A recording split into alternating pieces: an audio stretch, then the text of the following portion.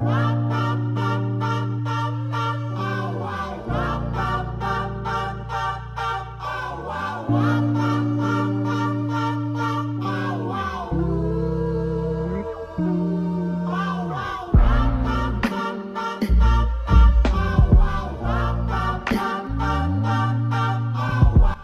I'm recording now. Yep. All right. So, how everybody doing? Who watching this? This is like my first interview with somebody of significance. I would like to present the. Well, I'm gonna let him give a intro to himself. State your name, where you from, and what you do. Yeah, Coach Sam Greiner. I'm the head football coach at West Charlotte. I've been coaching for about 14 years now.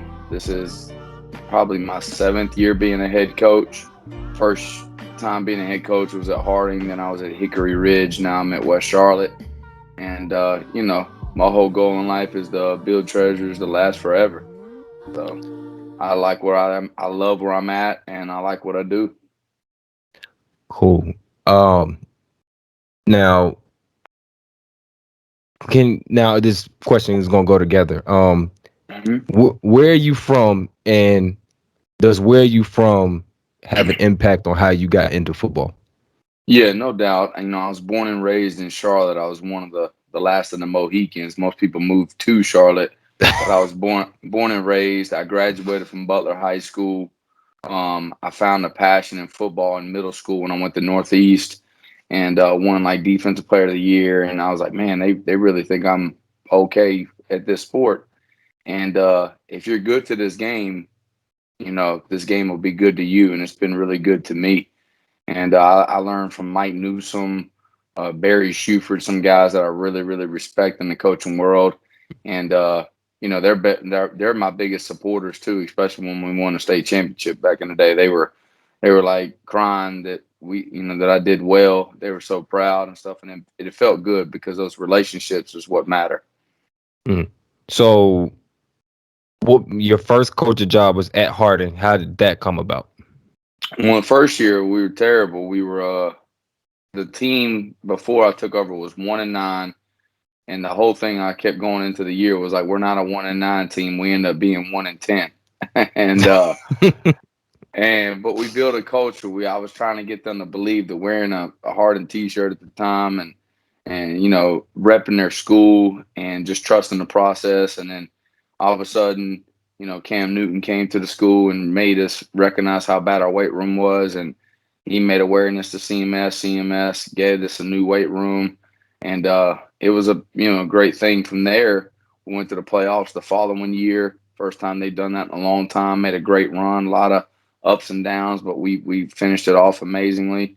And then the magic happened the following year. We said make them stand up with a capital H. I mean, so those kids know now that you know we believe that the Lord was sitting on his throne watching us, and we could have been good. We're made more than conquerors. We're made to be great. And those guys, I said, you have one opportunity to do that. Do something no one says that can be done. Because they said Hardy couldn't win a state championship, and we did. And just kudos to those guys to be able to do that. You know, Um, when we first met, you said that you did an interview. I can't remember what news station did ran your interview. Can you explain that? Go into a little bit of detail about how that came about as well.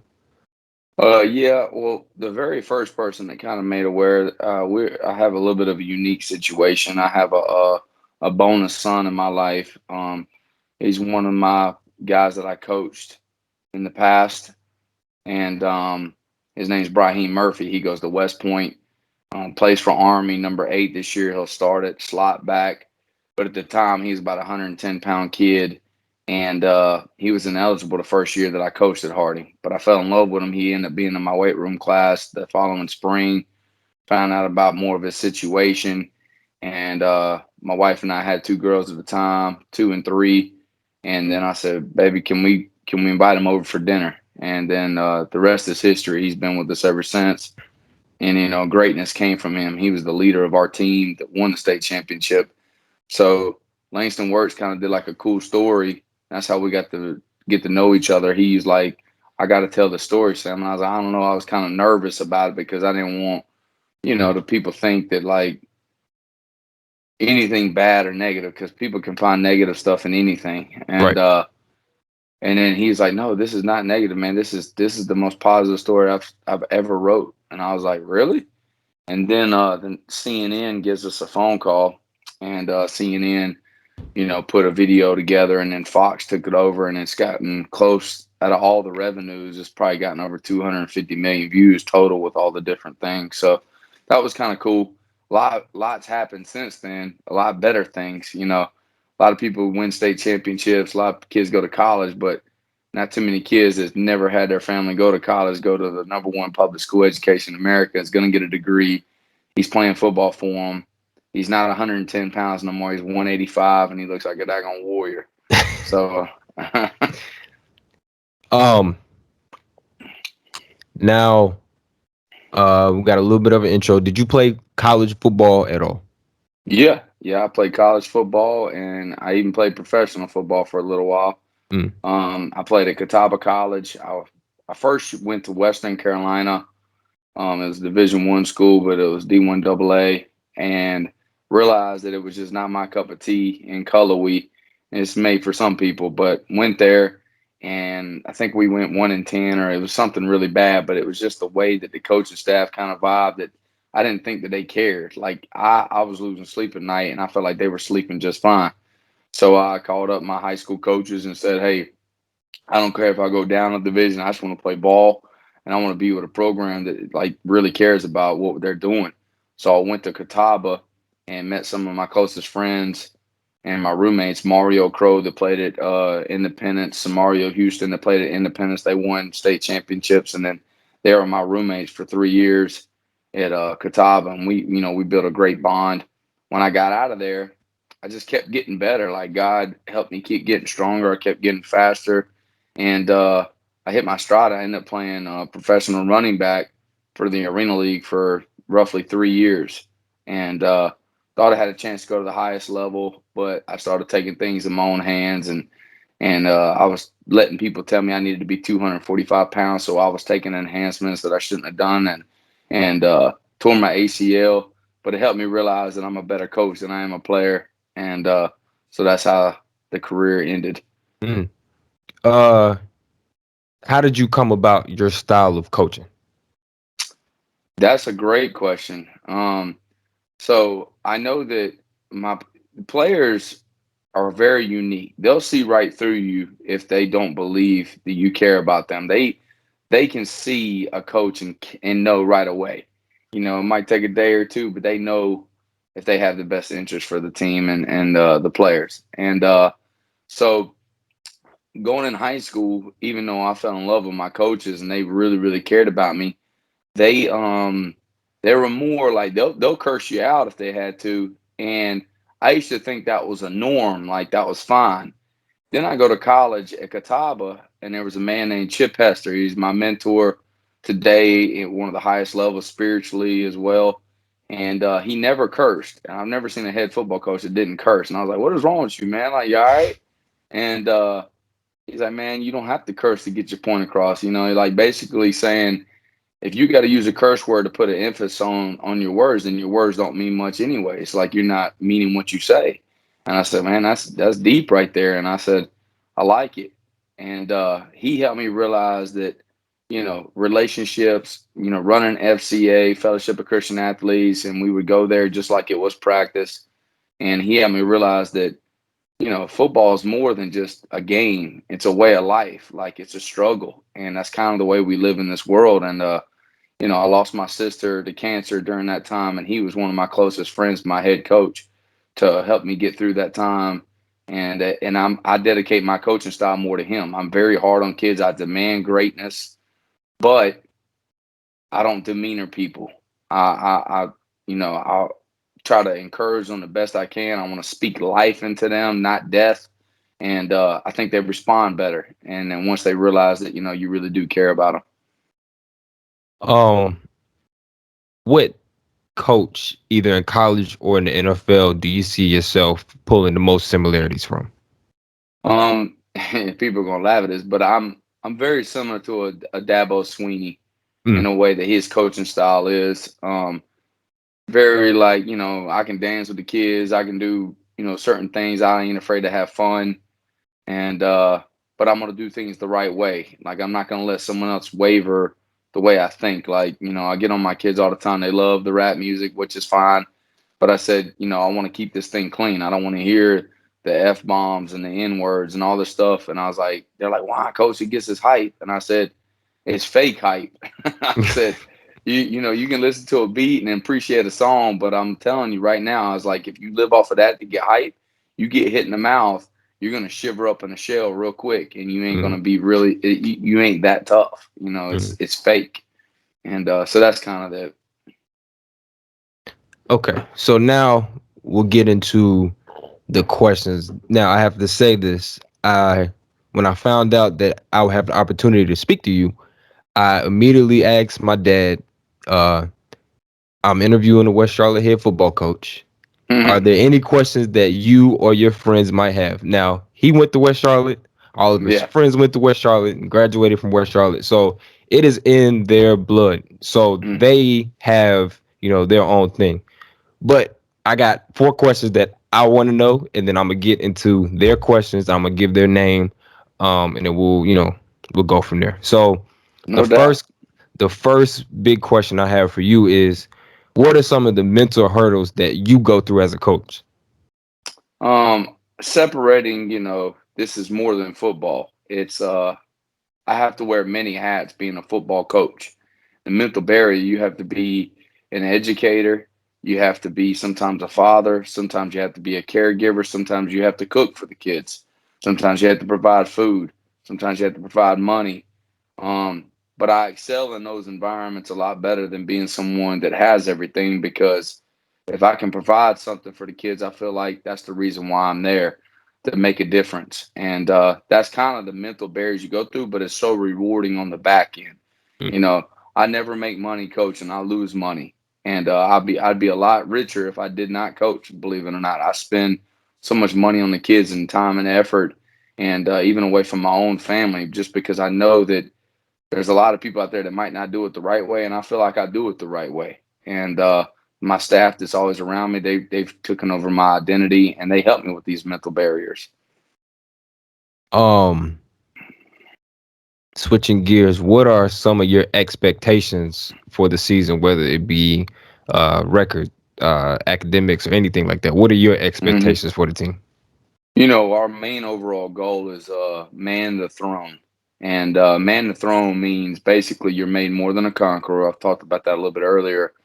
You're made to be great. God created you special in His image and a reason. You have to believe it. And then the next thing I want them to have is a lion's mentality. The lion is not the king of the jungle because it's the fastest, it's the strongest. It just believes it is. And when an elephant sees a lion, it thinks run. When a lion sees an elephant, it thinks lunch. And you have a lion's mentality, and that's what they should. They should represent confidence, and that's how they should be. Um, what game are you looking forward to the most this season? Oh, game one, going against my former school that I coached at. The last time that I was around Harding, we won the state championship game, and we get to go against them next week. We have a bye this week, and we play Harding next Friday on the 27th, I think it is. Mhm. And I'm super excited about that. And overall record, I tell one of our goals. We say this, and I don't mind saying it. For us to be considered a relevant, good team, like a really good team, like, oh shoot, they doing something. We have to win at least 7 games. I don't know, that sounds crazy. I want to win them all, but you got to win one at a time. You win 7 games, you'll have a chance to go to the playoffs, and anything can happen there. And then it'll create a belief that you are a great team, and people will talk about you. And I think that's very possible this year. Mm. This is my last question. Is it weird getting back to seeing your players and your coaches after quarantine? Yeah, I get to see what their faces look like. I forgot what they looked like pretty much because all the masks and things. Hopefully, we don't go back to that. and just building that relationship because it's hard to communicate with someone because the facial expressions are very important. I feel like, and you know, you want to joke around with guys, but it's just everybody was in a depressed state during COVID, and we need to be out. Like we need to be in public. We need to be able to communicate. It's our way of life, and so I'm excited to get at that this year. We finally had a full summer together. Coaching staff has really bonded well. This is the best staff I've ever been a part of. I'm super excited, really am. All right. So this is the first question. This came from my dad, Derek Wallace. What are your thoughts on CMS dropping the 2.0 GPA requirement for fall sports, and how it will affect West Charlotte student athletes? I think it's a state rule that you have to pass 3 out of 4. CMS has a higher standard, and you have to have a 2.0. I think that they recognize, and I thought that that was a good decision, to be honest with you. A lot of people are going to have different opinions about that.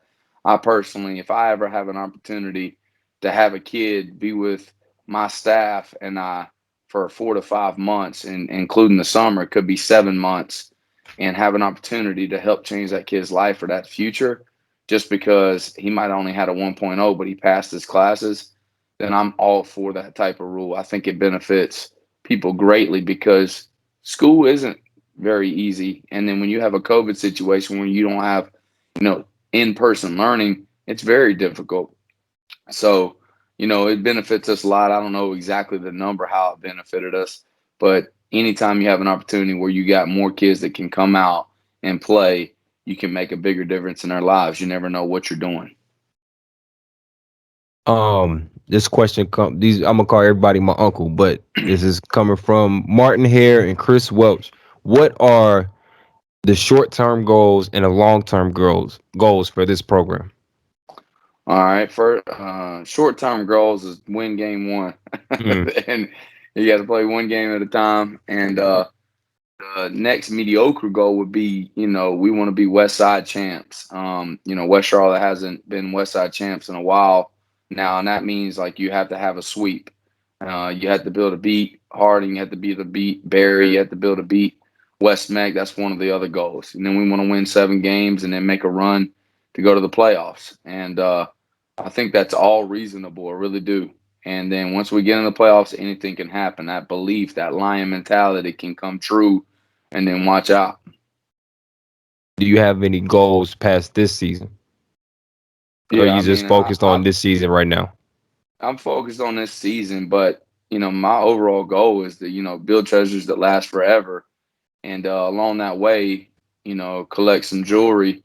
And I like doing it where people say it can't be done, Mhm. and it's a little bit more rewarding. Instead of joining a team that's already super stacked, and all of a sudden I just put my little stamp on it or something of that nature. This is where you got to build it from the ground up, Mhm. and it's a lot more rewarding when you're able to do something like that because a lot of people are scared to take on that situation, and I'm not, my staff's not, and we're excited about the opportunity.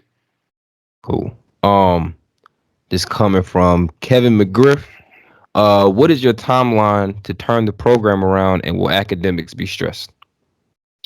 Oh yeah, academics are always stressed. I think that they always say it takes about 3 years to really put your identity in something, and as long as I have the staff that I have, outside of my coaching world, my principal and my athletic director are super supportive of me. They say to me all the time that, you're our first hire, and we really really support you. We want you to do and succeed, more than anybody outside of your family. And then they, like, I know your family wants to do great, but like right after your family, we're supporting you the most. And it meant a lot to me hearing that from those guys.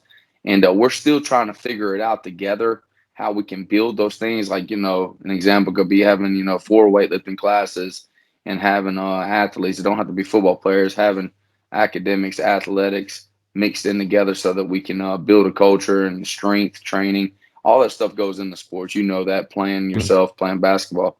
But we're working out those things. We're not perfect yet, but I think our vision, you know, we're striving for excellence, and we're not going to lower the standard. We want to reach a certain goal, and we're not going to accept anything less. Um, this comes from Sergio. Are you in favor of removing sports programs from underneath the North Carolina High School Athletic Association, or are you against it? So the NCHSAA, I Mm, guess, is what we're talking about. You know, I I could really care less who controls it as long as I get to play ball. mm. To be honest with you, I mean, I've had good times with those folks that are, in that group, and then I've also had some bad times that this cost me, and I felt like it was wrong. So, um, you know, it's too hard to say if I'm for it or against. I just like playing football, so whatever's best for my student athletes, then I'm all for it. All right, this is my last question. So do you know, this is from Sergio again. Do you know, or has the school let you in on anything to involve or getting more female athletes into sporting programs? Yeah, I think our staff, our women's sports, like our women's soccer coach is unbelievable. Women's basketball coach is phenomenal. We have a new volleyball coach and Megan. They really, really are dissecting and bringing in a culture, and you have numbers that you can actually work with. Like volleyball team, I think has 20 people on it. They haven't had 20 people in a long time. Soccer, women's soccer, same type of deal. I think that West Charlotte, once those kids get into a program and are in there for 2 to 3 years, you're going to see some magical things happen down the road. Cool. Now that was all the questions that I had. So you've answered everything that could have been asked. I appreciate you for doing this because No you problem, didn't have man. to do this. No, I enjoyed it, man. You're a good guy. You take care of me on the other end. Yeah, yeah, That's yeah, good. yeah. Hey, no problem, no problem. Yeah. So to wrap things up, um, is there anything that you would like to say? Because I know my dad and his people, and most likely my mom, because she graduated from West Charlotte as well. She's gonna put this. They're gonna put this out there. Is there anything that you want to say to West Charlotte alumni or like any West Charlotte, you know, people who are going there as well? Yeah, yeah. Especially for the alumni. Now, West Charlotte is known not across the state, it's known nationwide. And I understand that. I really do. I want to bring a championship to this team, and I want to build a culture where they're proud to come back and watch these guys. And I want these guys that are playing for us to be great men like the men that were at West Charlotte before. There's so many great entrepreneurs that did so many great things that graduated from West Charlotte, and we need to bring that culture back. We need to bring all that stuff back, and we will. And I just want them to know that sometimes there's a lot of people out there in the world that might look at me and be like, I don't know if he's the right fit. And Mm. I'm letting you know that I am the right fit because I care about kids more than you can imagine. Like I really, truly do. Like I give my life, I give up everything I can to make sure that they're supportive and they can succeed in life. And in the end, we'll win some games along the way with it. Cool. Any last thoughts, messages that you want to send out, good vibes, anything you want the people to know? Yeah. So I'll tell you one thing, a little insight. Whenever someone comes up to me, and I know there might be alumni that might come up once in a blue moon, please never wish me luck. I hate the word luck. Um, I don't think anything happens by chance. I believe everything happens for a reason. Like I said, we're made to be great. Purpose and opportunity is all I need.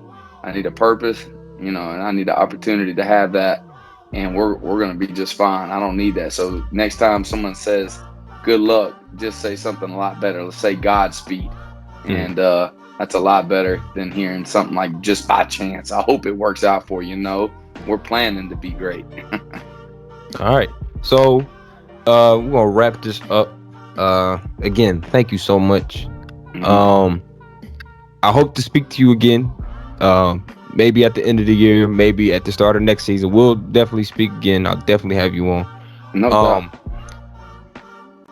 I just want to say for everybody watching, thank you for watching. Go watch a game from West Charlotte. Go to a game and support because we all need to do that. You are amazing. Godspeed on the season. And That's right. well, I will see y'all whenever I post another video. So y'all hold it down. You got it.